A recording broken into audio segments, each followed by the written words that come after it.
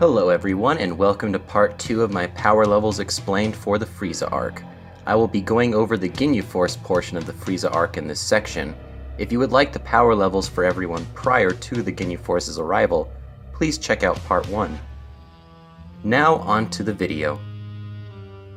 Last we left off, I gave my power levels for Krillin and Gohan after they had their power levels initially unlocked.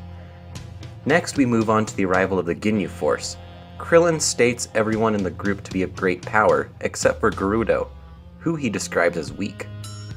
Gerudo is still part of the Ginyu Force, mainly for his abilities, but since 5,000 is established to be weak at this point for battle strength, I think that 5,000 is a fair level for Gerudo.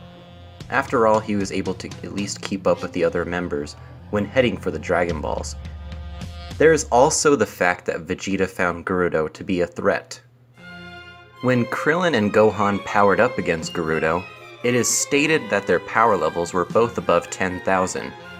Because of this, I will place Krillin at 11,000 and Gohan at 12,000.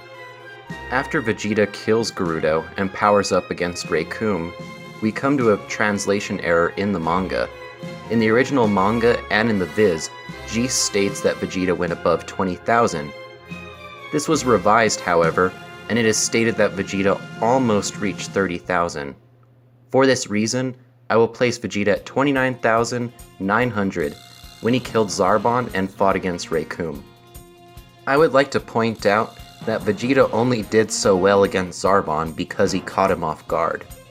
After Vegeta, Krillin, and Gohan all get defeated by Recoome, Goku arrives suppressed at 5,000, the same suppressed level he was during the Saiyan arc.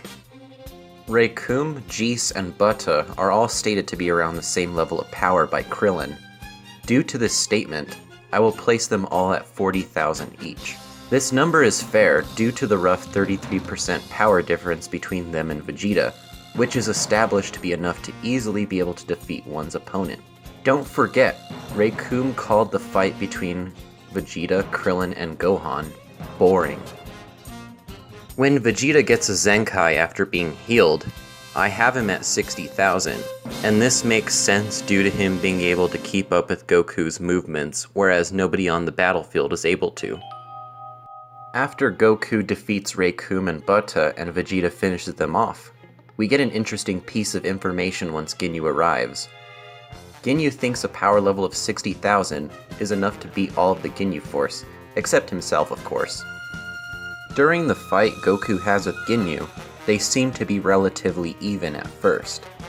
I will place Goku at 60,000 when he was doing the short bursts of power against Recoome and Butter, and during the first part of the fight against Ginyu.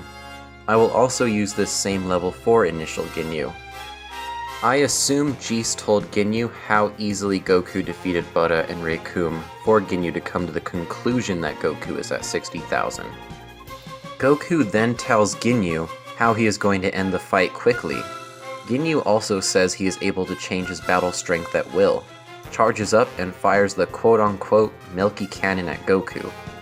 Goku seems to be surprised by this, which makes it clear that Ginyu powered up.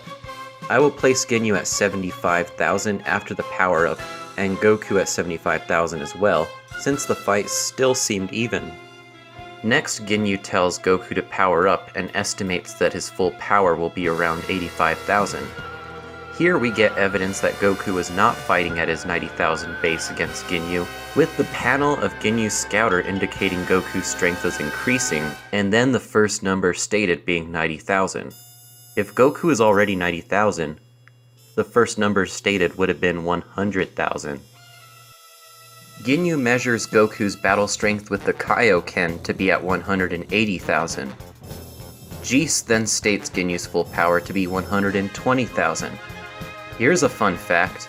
Before Goku arrived on Namek, he said he was confident he could handle a Kaioken times 10, meaning that Goku could possibly reach a power level of 900,000 if he wanted to. So we pan over to what is happening with Freeza and Nail. When Nail powers up, it is stated to be 42,000. Then Freeza says his full power is 530,000 in his first form, and that he will not be using it all against Nail. This suppressed power level could be anything but I would also like to use the number 180,000 for Freeza right now. From a storytelling perspective, this would hypothetically give a demonstration of what Goku's power would easily be able to do against the likes of Rikum, Jis, and Buddha at this point, and to show that Freeza is capable of just that much more. After Ginyu switches bodies with Goku, we see he is at a power level of 23,000 because he does not know how to utilize Goku's body. We know that Krillin and Gohan were easily able to keep up with Ginyu and Goku's body, and that they had had more of their hidden potential unleashed. I will place Krillin at 24,000 and Gohan at 27,000. This makes sense since Gohan was mocking Ginyu's Ki Blast. And that is part 2 of Power Levels Explained for the Freeza arc. Stay tuned for part 3. Thank you for watching, and I am very appreciative of the support on this channel. Thanks again.